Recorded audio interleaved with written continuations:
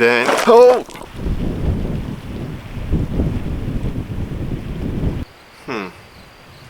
Wonder if that intro was a little over the top for a car camping trip. Man, this is heavy. Man, I thought we could park at the campsite. Man, it's hot. We gotta be close.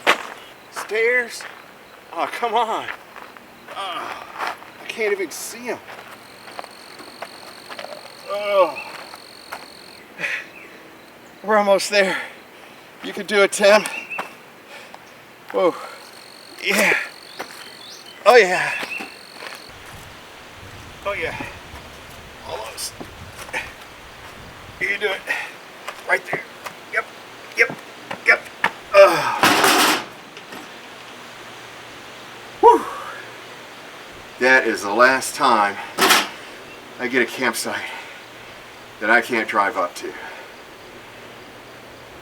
One more trip. Man, why is this thing so heavy? Oh. And it's just food and ice. Yeah, food and ice. Okay. The beer. Oh yeah, I forgot about the beer. Come on, Tim. You got what it takes. Huh.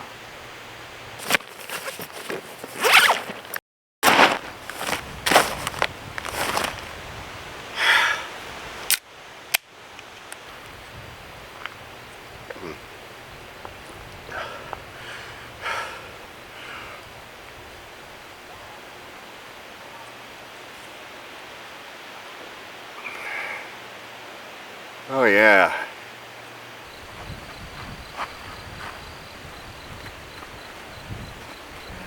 Yeah. It'll be a good camp.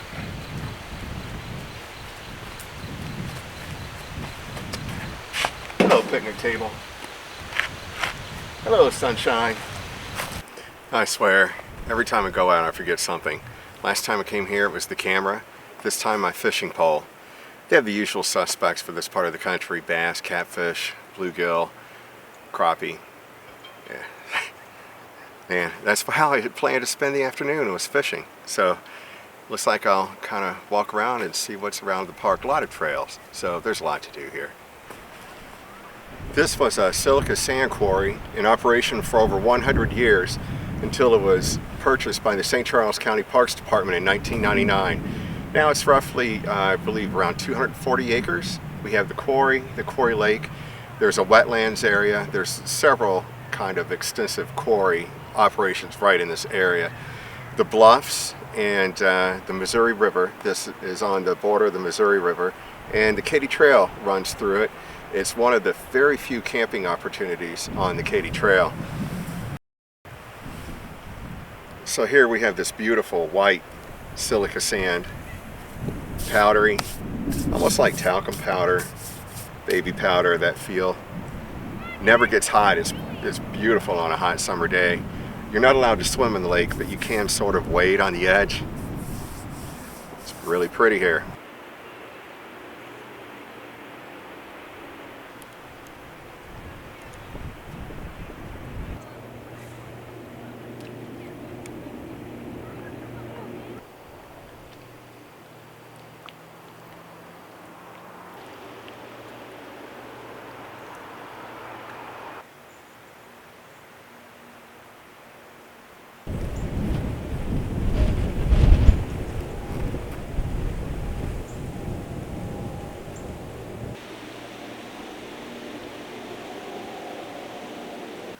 Let's check out this overlook trail.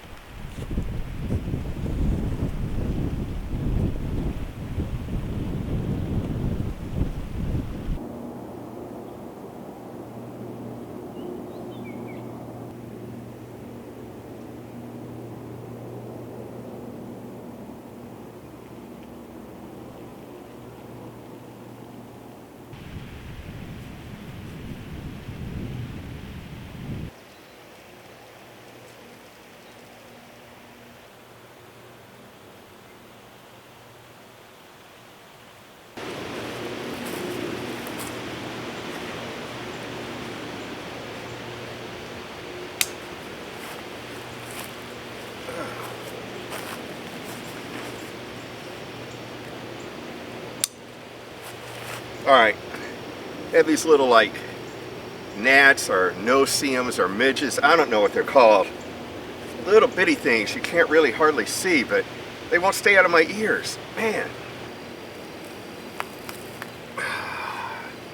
Okay, so I don't think I've ever shown this tent with fly clothes in the vestibule area. So this is where I would store extra gear. In inclement weather with like a gas stove, I could cook in here. That makes me a little nervous just because it's so close to the fly. But this is pitched a little bit higher than normal for extra ventilation. I could bring it down lower if we were going to have rain. Now, if I was out in the woods and not in such a public campground, I wouldn't have this on tonight. I was supposed to have clear skies and a low of 45, which would be perfect to just have the mesh and totally open ventilation.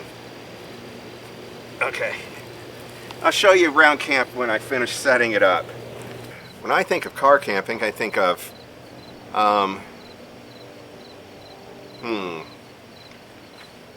let's see, beer. I think of beer and other big heavy items that I would never take in a backpack. Well, mostly never take in a backpack. Let's see, like bigger tents, which I don't have. Big stoves. I've got this 2-burner stove over here, propane stove. Check. Heavy, bulky sleeping pad that's real comfortable. I'm halfway there. I've got a self-inflating foam mat that I've got working on inflating right now in the tent. It's been compressed for so many years. It's going to take a while. And a really comfortable pillow. I should have brought my bed pillow from home, but I didn't do that. I've got a self-inflating foam pillow too. And I would think of things like big cooler, which I don't have, and comfy chairs. Maybe I've seen like rocking chairs and stuff like that. I don't know. It's been so long since I've done it. It's really hard for me to remember. Of course, I would have had my fishing pole, and I would have been doing that all afternoon. You know, it'd be interesting. Last time I was here, it was catch and release only, and now you can keep, they do have a daily limit. And like on the crappie and bluegill, which I like to eat, I think the daily limit was 10. And then I could do a catch and cook. But everybody I talked to around the lake that was fishing had never had a bite all day. And every time I've been out here, I'm at Klondike Park, by the way. That's been the story, so I'm not really sure that there are fish in that lake. Oh, so I went to Walmart this morning, and I was going to get geared up for this camp. You know, it used to be, years ago, Walmart carried all kinds of car camping stuff, and it was relatively cheap. But not anymore. Now, at least not the one by me. They hardly had anything to choose from, and they are not cheap. Not anymore. But one thing they did have, though, I was looking at the chairs, and they had this really nice looking big sturdy chair, and it had a cup holder over here, or a can holder, whatever, and it had this little cooler attached to the arm on this side that held 9 cans of the beverage of your choice. So altogether you could have had 10 cans. You would never have gotten me out of the chair. There's no way I was buying that one. Plus it was rated for 400 pounds, and I would have been there pretty quick if I bought that chair. Let me show you around camp. Alright, so to start with, we have this really nice picnic table that's covered. And this is what I'm using for a cooler. It's really a cooler bag inside a cooler bag. And I've got a bunch of ice in there with all my food and beverages. And there's my stove. And then I have this tote.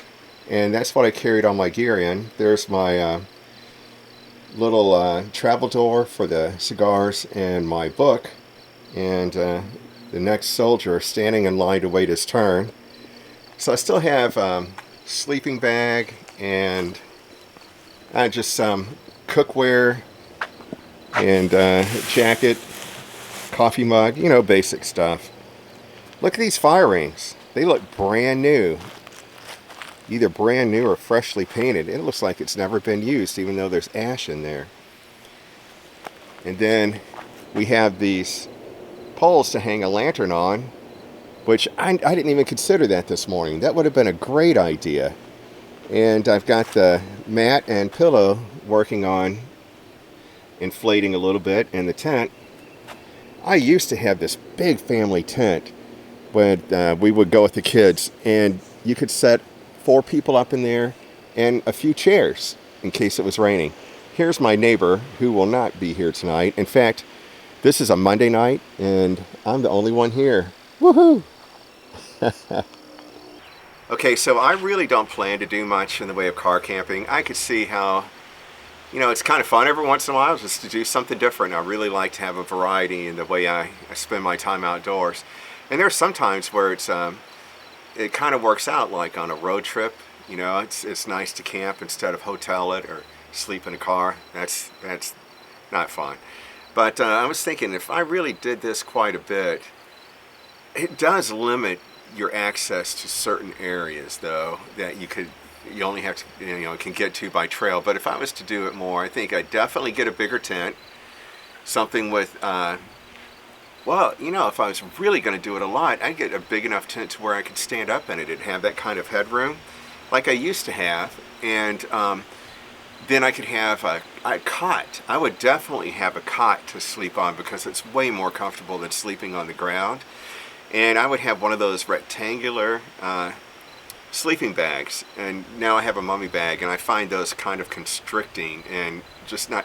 I move around a lot at night. I'm flipping back and forth all night long, and a rectangular bag would be great. And what else would I do? In the tent, I'd probably have enough room to have a chair and some kind of lighting that would hang from the top of the tent in case I was stuck on a really bad, rainy, stormy day. Then I could read inside. Wow, I'm really, really dreaming big now, aren't I? Okay, so like I said, so my kids are grown, and most of my kids have their own kids already. But if you've been, and so I'm really out of touch with how people are doing it these days. But if you've got some ideas for me, let me know in the comments, please, because I don't know, that's starting to sound like a lot of fun. I don't know. It's tough to think about not being on the trail. There is a lot of hiking here in Klondike, though. I don't know how many miles of trails. It's a big mountain biking park, too. In fact, the Gateway Off-Road Cyclist, I think, built all of the trails here in this park, except for the one paved trail that goes up to the top of the bluff. And you do have access to the Katy Trail. In fact, right behind my campsite is the trail that goes from the road here in the park down to the Katy Trail, and they just paved that within the last year or so. Last time I checked on the Katy Trail, you only had 2 places out of 300 and something miles that you can access a campground from the Katy Trail, and this was one of those 2. So please, though, if you got some ideas for me on car camping, man, I'm starting to really get into this now. Oh yeah, a cooler. Something like that too. Yeah. Oh, and something for these little no-see-um bugs that want to fly in my ears. Oh. Alright, so I've got some time before dinner and a couple of cigars. So I thought I'd light one up now, and maybe the smoke would keep the bugs away. But the breeze also picked up, so I'm not sure if it's the cigar or the breeze or the combination, but it's working. Those bugs are away from my face and out of my ears.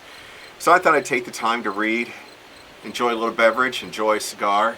In this gorgeous afternoon, breezy, perfect temp. I don't know what it is, but it's perfect.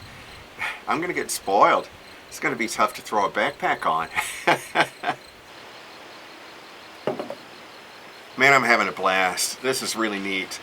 I've never done anything like this before, and so I really didn't know what to expect. In fact, to be honest with you, I was a little nervous. I feel pretty safe when I'm out in the woods, like far away from anything, and being in a public park like this, I really haven't done this in more than 20 years, 30 years maybe. It's been a long time, and so I was actually kind of nervous about this camp, but I chose this campsite because it's really close to the little spur trail from the campground down to the Katy Trail. And I just spent the last 15-20 minutes talking to a gentleman a little bit older than me who is bike packing the Katy Trail. So it's similar to backpacking. You just have your panniers or your bike packs on each side of the back tire and a rack above the back tire for your tent or whatever. And you would pretty much use the same gear. Sleeping bag or quilt, air mat and tent. Filter your water. It's all the same. It's transferable gear. I should say this, if you're an ultralight hiker, it's transferable gear. And the reason why is ultralight gear is lighter and smaller. Bulk is the thing I have the most problem with in my gear. It's just the bulk of it limits how much I can carry. But, you know, I've got budget gear and I'm doing different things. I'm sometimes cooking over a campfire or whatever, and it's just a different trip.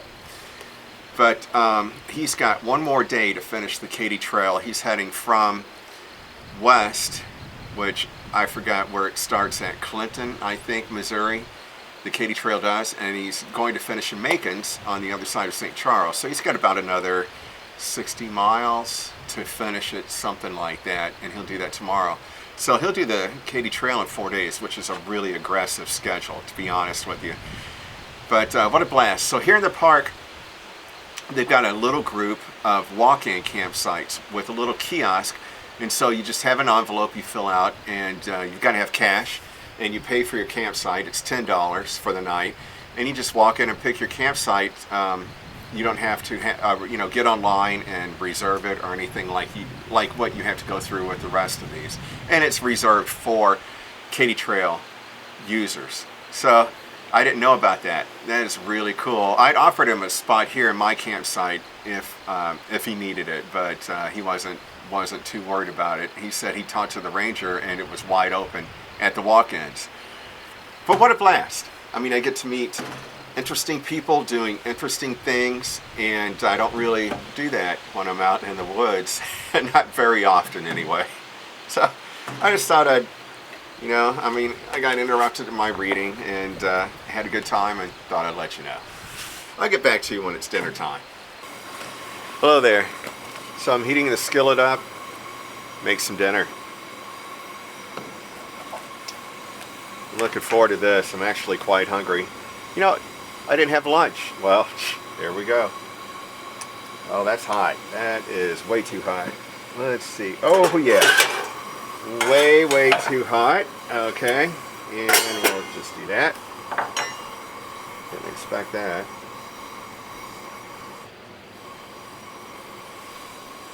That's a little crazy. It's first for everything. Okay. Oh, son of a bitch. Okay. We'll be back. Time to let things cool off. Jacket's good. Wow.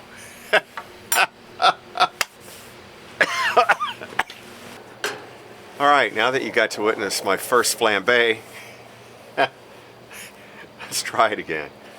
I haven't used this stove in, I don't know, more than 20 years. I bet. Okay, so we'll keep the heat down a little bit. Oh, come on. Don't give me that.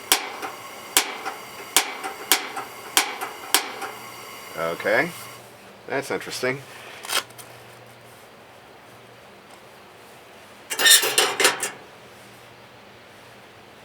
Lord, keep me safe.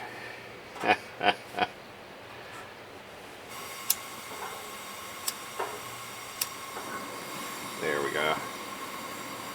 Ouch. All right. Try this again. This time, I'll monitor how hot this gets. A little better. That was crazy. Got this prepared just in case. All right. There we go. It looks like the oil's fairly high. Wow, that oven really, our stovetop really gets hot. I don't remember really cooking on this. I think my wife did. Gonna have to get some tips. That is a lot of food. I'm ready. I have to tell you about my dinner. Once I make sure it's not going to go up in flames. Oh, it's going to be good. So good. All right.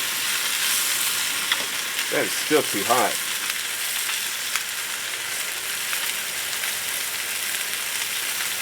While cooking with propane is a lot harder than cooking with butane, it seems like it just is a much hotter flame. Okay, so here's what I did. At first I was going to do like burgers and potato wedges or something like that. Typical camp food. And I thought, you know what, let's do my duty as a husband, and let's see what leftovers I could get out of the fridge. So I dove to the back of the fridge, dug my way through, found some stuff I didn't know was there. It all passed the smell test though. Although the smoked chicken, I don't know how long it had been in there. It's a little iffy. If I'm not doing well in the morning, that's the smoked chicken. But I've got smoked chicken, some potatoes my daughter made, some Brussels sprouts my father-in-law made. What else is in here? Onions, bunch of seasonings. All I'm really trying to do right now is heat it up. It's all been cooked a long time ago.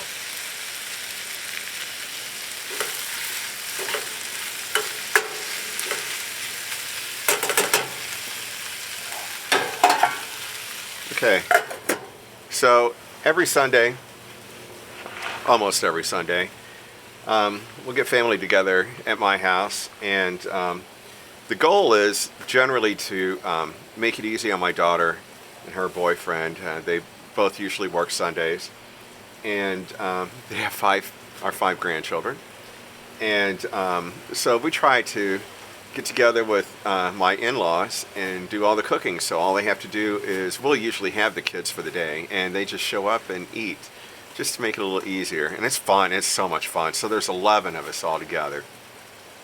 So the smoked chicken I did for one of the dinners, I hate to even try and remember how long ago. It's been a bit. It did pass the smell test. The potatoes were from the Sunday before yesterday, and my daughter made those, though she does bring things occasionally. They were actually the best potatoes. I don't even know what she did with them, but they had a texture similar to meat and a really robust flavor. They were just the best potatoes I've ever had. And Brussels sprouts came from my father-in-law last night, and they had honey and balsamic vinegar and a lot of seasonings. And the onions and stuff, I just added all that in there myself.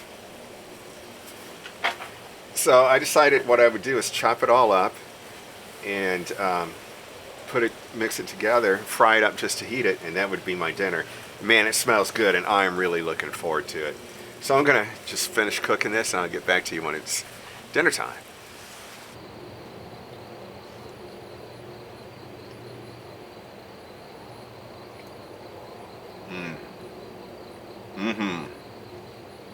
Okay, so that is delicious.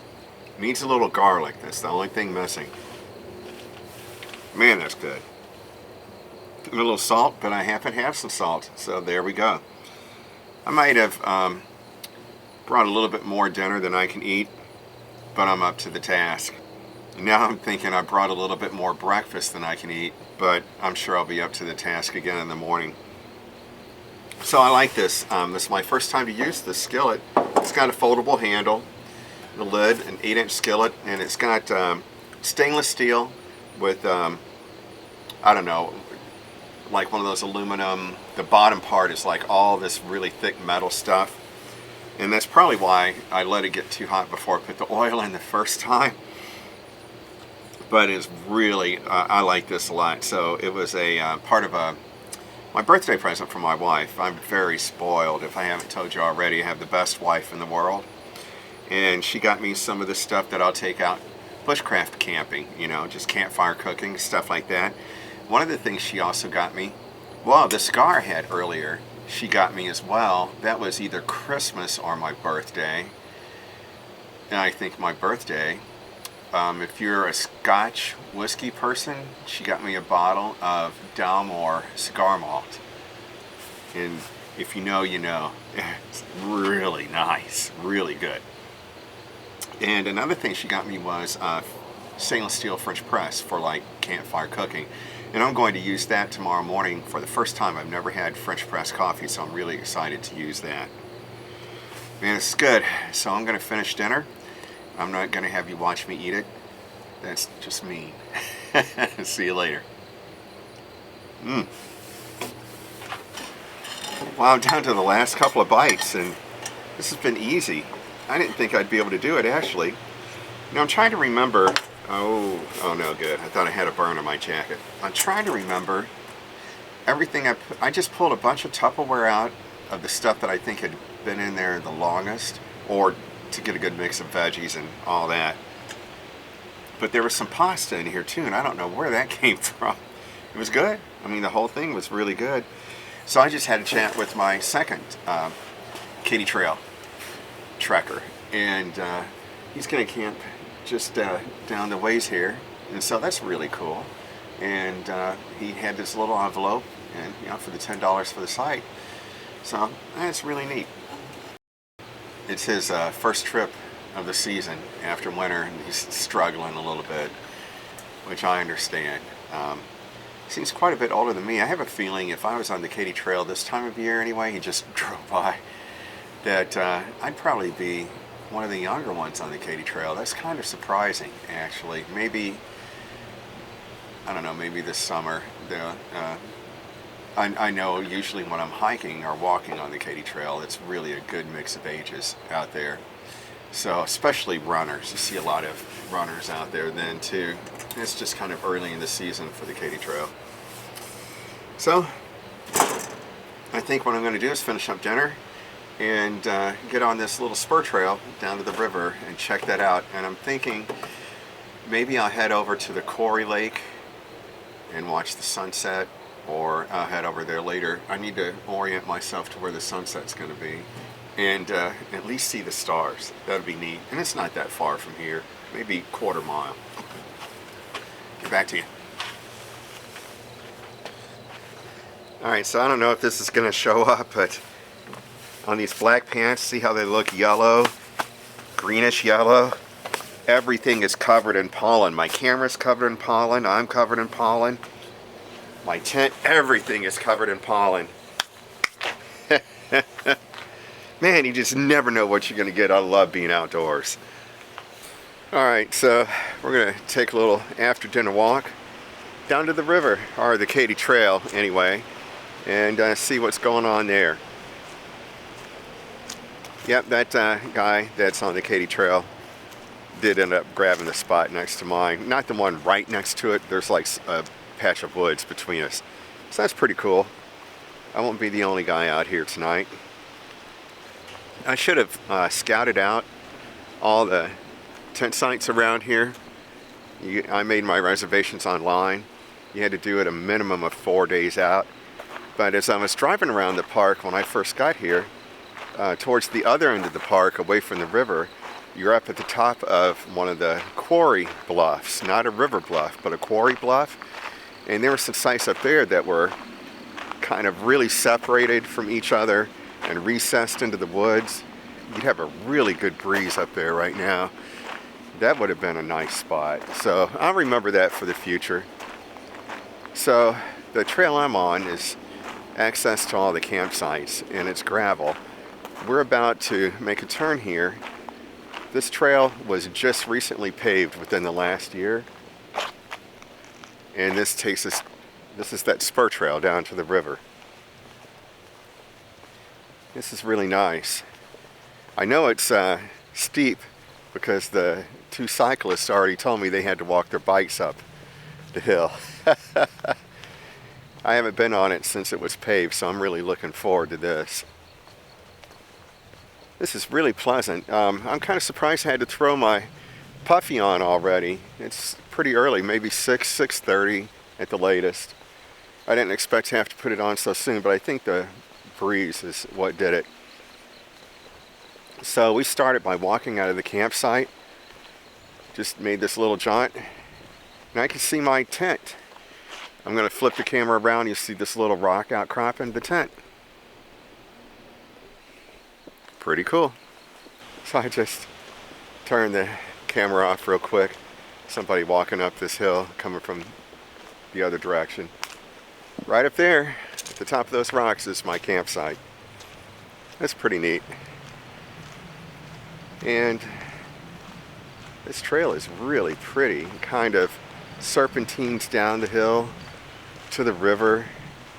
I'm going to give you a look ahead and then turn the camera off till we get to the water, or the Katy Trail. I'm not sure we're making it to the water. Here's what I'm going down. Okay, so we're down to the Katy Trail, and this is looking towards the St. Charles end of the trail, or the Defiance end, really, from where we're located.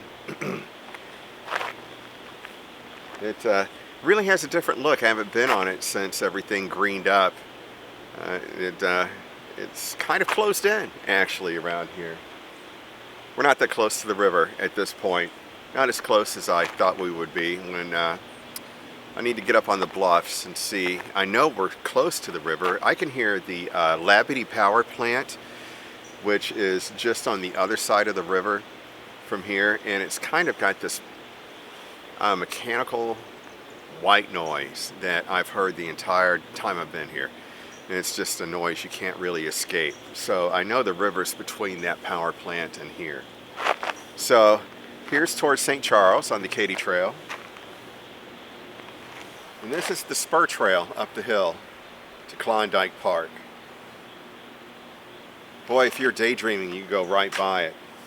And we've got some silos or something left over here from probably having to do with the quarry combined with the railroad that was down here, the MKT railroad that was here at the time the quarry operations were going on. So probably they stored the sand in here to offload onto rail cars would be my guess. They're really big. It's a cluster of at least 4. Let me show you those.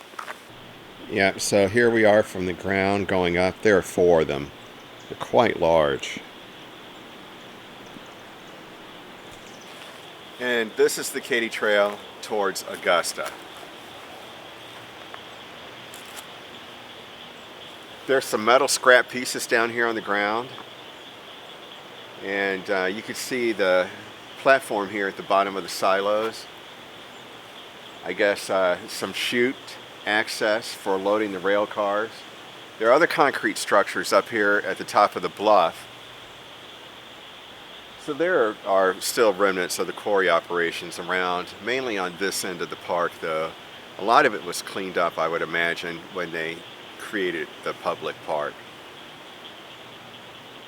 Well, this is really neat. It is really overgrown. Looks like summer here now. Okay, let's go up and take a look at the lake, see how that looks. Get the pollen off the lens. I wanted to show you this before we went out to the lake. A piece of rail from the old railroad. That is rare to find, actually. That's probably the first piece I've seen in a long time. Large, long concrete and rock retaining wall. This is a couple of pieces of a wheel or gear type structure. I have no idea what it was used for. Wow, this is really neat down here.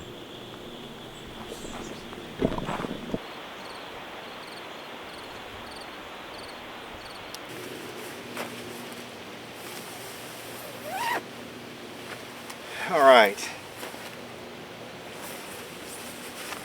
Thought I'd stop at camp on the way to the lake to lose this jacket. After coming up that hill from the Katy Trail, I don't need it anymore. All right, don't ask me how I missed this. My nickname, for those who know me best, is Captain Oblivious. But here, right outside my campsite, it's a trash can, and I brought a bag, and I've been collecting all my trash so far. car camping is so convenient. Wow. Okay, to the lake. So this is that spur trail from the main park road down to the Katy Trail. And this is a bike repair station. Let me show it to you a little bit closer. This is so cool. Okay, so you would hang your bike here to do any repair work on it. Then you have a set of tools. How you doing, sir? Sorry about that. Which is great. Screwdriver, hex keys, wrenches, tire repair tools if you want to change out a tube or a tire. You even have an air pump. It's manually operated, hand operated. Everything you need. That is just the coolest thing. Okay, so in case you noticed this, it's been stuck on my hip all day. The last couple of videos I didn't have my telephoto lens with me, and I really missed some great opportunities to get some shots, close-ups of flowers, birds, and all that. So I figured if it's stuck to me, it goes everywhere I go. It's not the most convenient thing in the world, but it's not that bad. And now it's always available.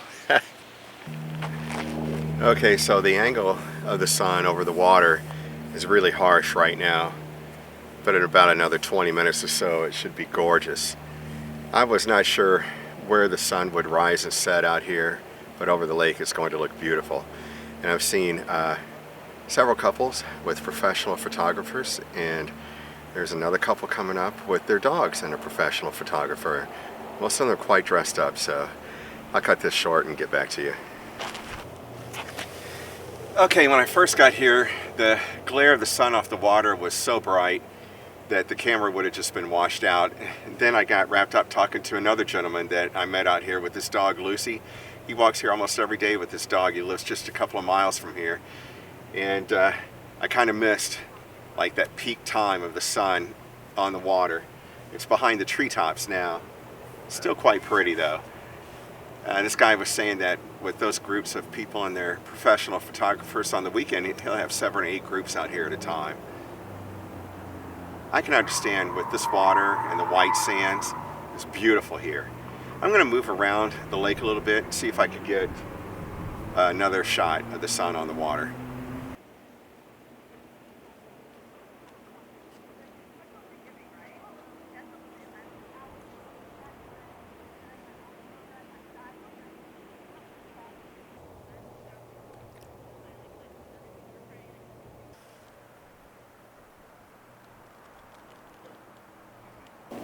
Alright, so it's 7:30 and that was about it for the sunset on the water. It was really pretty. I mean, I'm not sorry that I missed the best part because I got to speak to a pretty neat gentleman, but you know, I wish I would have caught that on the video. Lots of people here. It's really surprising just here at the lake. Really, it's only me and one other guy from the Katy Trail that are camping in the area I'm in anyway. I did see some tents in other parts of the park though. There are quite a few tent sites, I think more than 40 dispersed around the park.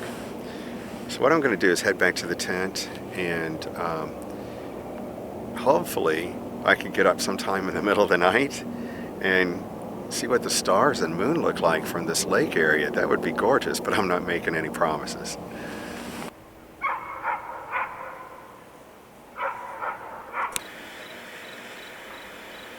Boy, once that sun went down, it started cooling off fast, which is nice because that means good sleeping and it gets rid of the bugs. So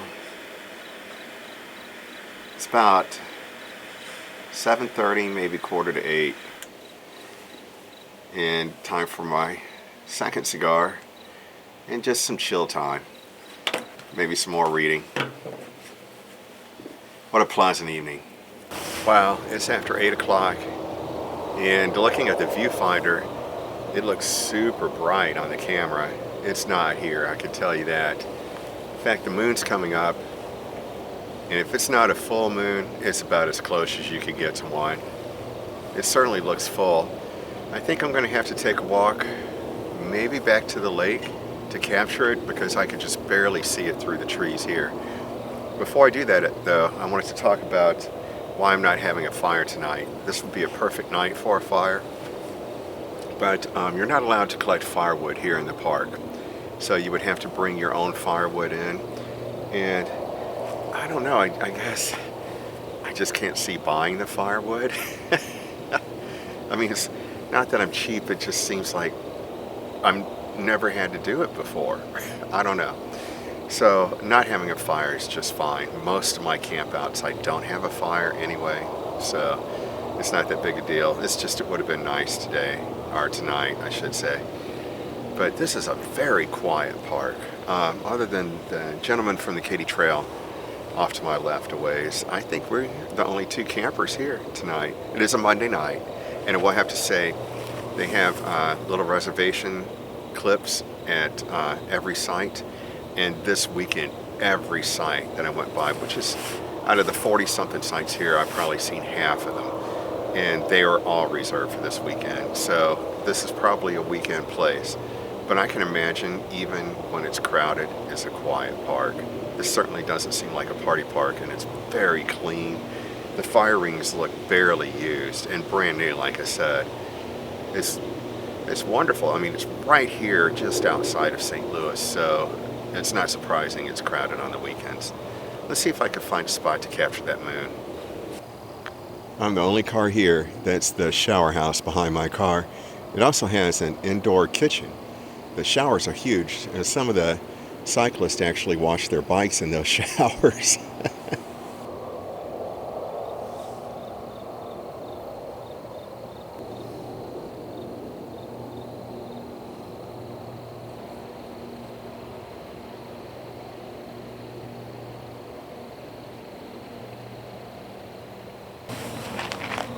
Boy, this is really an interesting evening.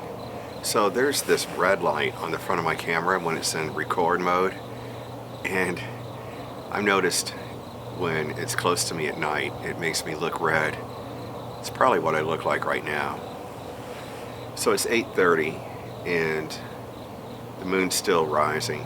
I was texting with my wife, and the new moon is actually, or I'm sorry, new moon or the full moon is actually tomorrow. So we're just one night away from it, which is why it looks full. And she said it's the pink moon, which in reflection, it really does sort of have that hue to it. It's beautiful.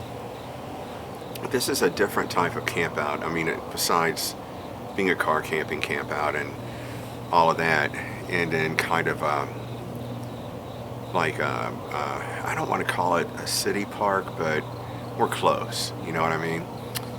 And the thing is that Labadee power plant is across the river from where we are, and the entire day I've heard the noise from the power plant. It sounds like a bunch of large blowers, or almost like the plane noise you get in a large airport. And it's just been steady the entire day, and it will be that way tonight. So I'm not sure how sleeping's going to be. I'm not used to having that type of mechanical noise when I'm out in the woods. I've also got crickets, and when the breeze blows, you can hear the leaves rustle in the breeze. So it's sort of calming and not calming at the same time. It's around 8:30. If I could stay awake long enough, well, I don't know when the moon sets. Usually that'll be like 5 or 6 hours of moon up, and then when it sets, the stars really shine, they really pop. So maybe I'll wake up later tonight and take that stroll over to the lake to capture the night sky. Maybe I won't. I never want to make any promises on something like that, because if I'm asleep, I am going to stay asleep as long as possible. But with that noise from the power plant, I'm not sure how well I'm going to sleep. It's funny because I bet I'm 30 minutes from home, something like that. It's quite close. Maybe actually the closest place I could camp from where I live. It's surprising I never really considered camping here before. But it's a pleasant evening. Quiet other than the power plant. Just quiet as far as people and all that goes. Every time I'm out in the woods, it feels like a new experience.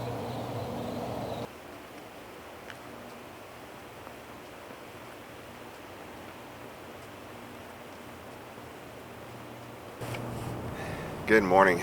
I got up just about 5 o'clock, I guess. Was surprised to still see the moon out. We've got big storms coming in this afternoon. It's starting to cloud up already. During the night, I really wasn't able to see many of the stars because of the brightness of the moon and the clouds moving in. But I've got to show you this moon. It's gorgeous.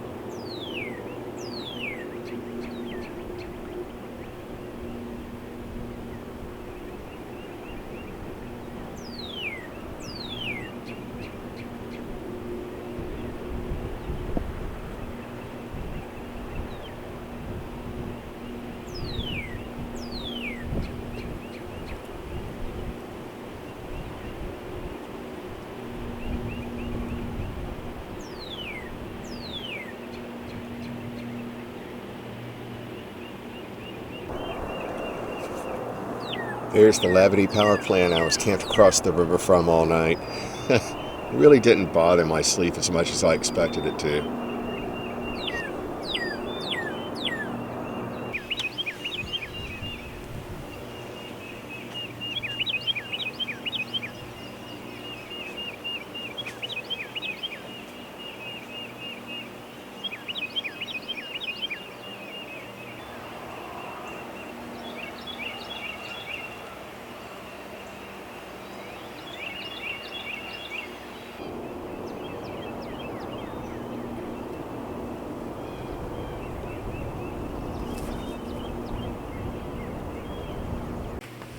Wow, that was a wonderful way to spend the morning.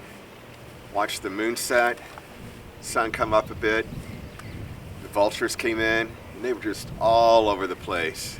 They just left a few minutes ago. Only thing missing was coffee. On that note, it's time to head back and get some. Alright, so this is funny. I'm coming down the hill from the bluff, and there are all these vultures. And they're raiding a trash can. Like most animals in parks, trash can raiders. At least a dozen. There they go.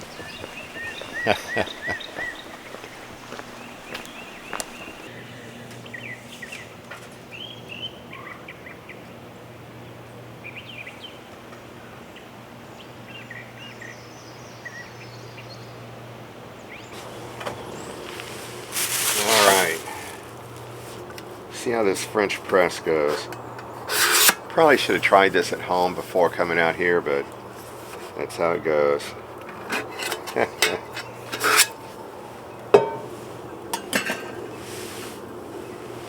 Looking forward to some coffee.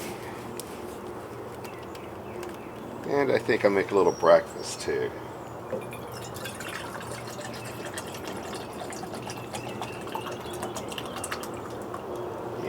A lot of coffee. It's not bad. Maybe a little over half a liter of coffee. That'll get the day started. So, from what I've read, kind of get this at a simmer and boil those coffee grounds in there for about 3 to 5 minutes. And then use the press to strain it out and coffee's on.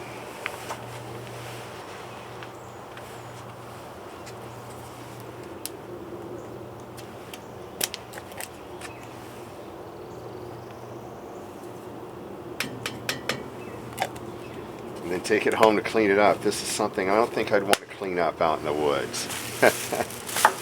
Seems like it wouldn't be kind of involved.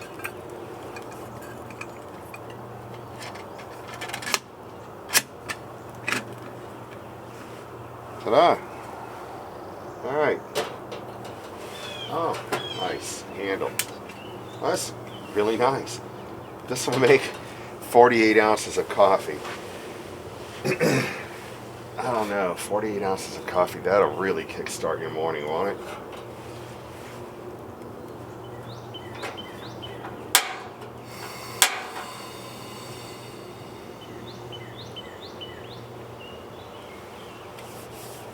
Alright, I'll get back to you after the coffee's ready and show you what's for breakfast.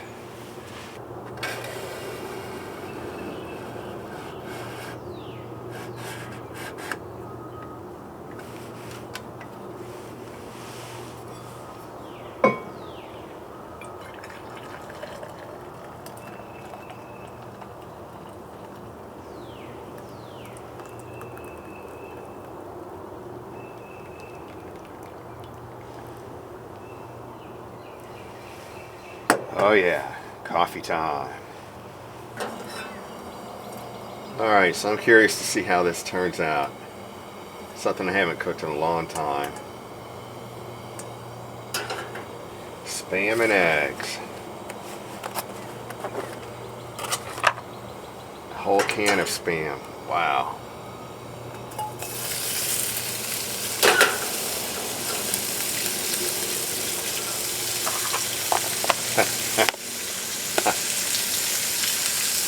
I am hungry.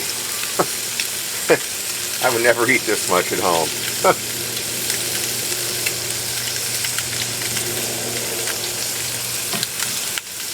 Coffee's good, but I think I boiled it too long. It's pretty strong.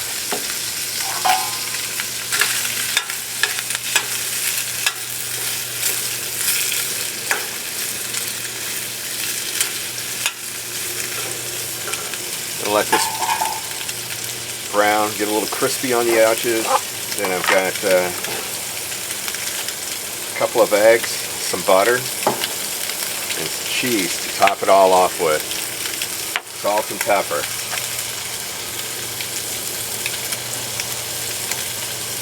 As long as I don't set it on fire, it should be really good.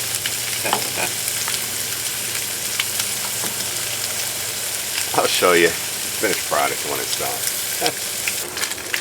Alright, so while this crisps up, remember last night's dinner? And the dates on most of the stuff I pulled out of the back of the fridge were kind of iffy. They did all pass the smell test, but I don't even know how old that chicken was. So, have you ever farted a fart so grotesque, so noxious, and just so overwhelming? This dense, rolling fog of putrid, bleh, and you just thought no living creature could survive in its path. Now, have you ever done that in a mummy bag? Okay, so just like last night's dinner, that's in the camera. This is an experiment. It's something I've never done before. So I'm crisping up the Spam. I'm going to throw in some butter. Kind of stir that around and let it melt. And then I'm going to crack these 2 eggs in there and scramble it all together. And then the cheese and salt and pepper. And I guess it's a breakfast scramble. It sounds really good in theory. I'm pretty sure it's going to be. This is something new. Alright. It's cheese melting. We have breakfast. Wow. I need a couple of people to share this with, just like dinner last night. This is a lot. Well, I'm not going to worry about lunch today, that's for sure. There we go. That's a couple of pounds worth of breakfast, I'd say. Alright, I'm going to eat breakfast, finish packing up. I'll get back to you after that. Alright, so I'm all packed up. Got the first load to the car already. This is all I've got left. I have to say, car camping is really fun. I mean, there's so much you could do that you can't do when you're backpacking. It's a whole lot of stuff to bring out too, though. And I really overate, so if I go car camping again, I'm going to have to temper that food back quite a bit. That breakfast is going to stick with me for a while. Well, I hope you enjoyed it. Thanks for coming along. I'll see you next week. Bye-bye.